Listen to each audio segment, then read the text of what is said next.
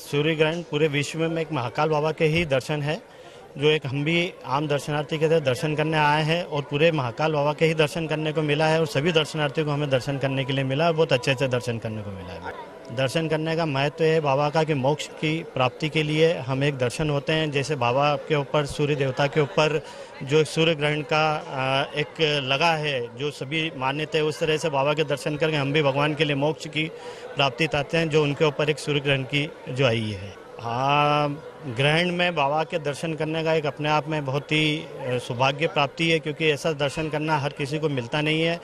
ये मैं तो सभी से कहता हूँ, सभी आइए बाबा के दर्शन करें, क्योंकि ग्रहण में दर्शन करना एक अपने आप में बहुत बड़ा एक सौभाग्य है, जो भगवान को इसकी प्राप्ति है। ग्रहण काल का जो नियम है, परंपरा है, वो यहाँ महाकाल मंदिर में सदैव मानी गई है। लेकिन एक कारण और भी है कि भगवान महाकालेश्वर कालों के काल है और जिनका स्वयं का काल पर नियंत्रण हो, वहाँ ग्रहण की और इनकी जो स्थिति होती है वो एक तरह से नगण्य होती है।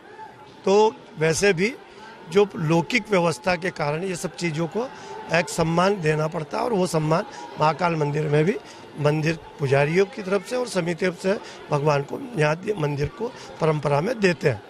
बात आज की जो है, जो ग्रहण चल रहा है, इसमें जिसको अपन आजकल सूतक काल बोलने लगे, ये सूतक काल नहीं, वेद बैठते हैं इसमें और 12 घंटे पूर्व ये वेदों का पारायण शुरू होता है। ऋषि मुनि द्वारा इस चीज़ को की जाती है, जिससे आने वाला जो ग्रहण है, जो आने वाला कष्ट है, या सूर्य पे हो या चंद्र पे हो, वो निवारण हो सके, उन पे कष्ट ना आ सके, इसलिए ये वेद की बैठने की परंपरा है। और इस परंपरा के अंतर्गत वैष्णव मंदिरों में पट बंद कर दिए जाते हैं, वहाँ पट बंद होते हैं, दर्शन बंद होते हैं, स्पर्श बंद होता है। महाकाल मंदिर में केवल स्पर्श बंद करते हैं पब्लिक का।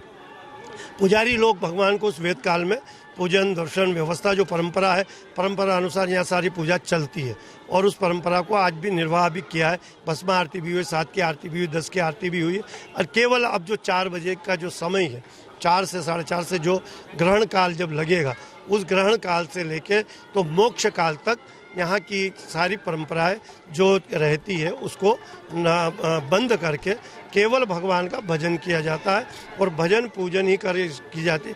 पुजारी भी उस वक्त मूर्ति को स्पर्श नहीं करते हैं।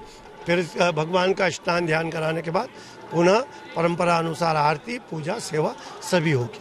देखिए, महाकाल जो है कालों के काल है और यहाँ इस मंदिर की एक परंपरा शुरू सदैव रही है कि ग्रहण काल में भी दर्शन किसी के रोके नहीं जाते, क्योंकि ये जो काल होता है ये भजन पूजन, दर्शन, स्पर्श नहीं होता है, लेकिन भजन पूजन का होता है। तीर्थ तटों पे भजन करते हैं, मंदिरों में भजन करने की प्रथा है, मंदिर में आते। अब महाकाल मंदिर में यदि भक्त आया और वो बैठ के इस पूरे परिसर के अंदर कहीं भी बैठ के भजन करना चाहे तो कर सकता है, क्योंकि ये हमारे देवताओं के ऊपर जो कष्ट आता है उसके निवारण के लिए ये पूजन पाठ पत्र और जप जपादि करने का एक विधान है। जय श्री महाकाल। विश्व के सारे ही मंदिर आज बंद है, बाबा महाकाल ही हैं जो दर्शन दे रहे हैं, क्योंकि कालों के काल बाबा महाकाल। और ग्रहण, आज सूर्य ग्रहण जो है बाबा महाकाल को नहीं लगेगा। क्यों नहीं लगेगा? क्योंकि वो खुद ही एक काल है, इसलिए उन पे कोई ग्रहण नहीं लगेगा। उनके दर्शन करके हम भी पावन हो गए, हमारे पे कोई ग्रहण नहीं लगेगा, इसलिए हम बाबा महाकाल के दर्शन करने के लिए आए। जय श्री महाकाल। रेखा चंदेल। जय श्री महाकाल।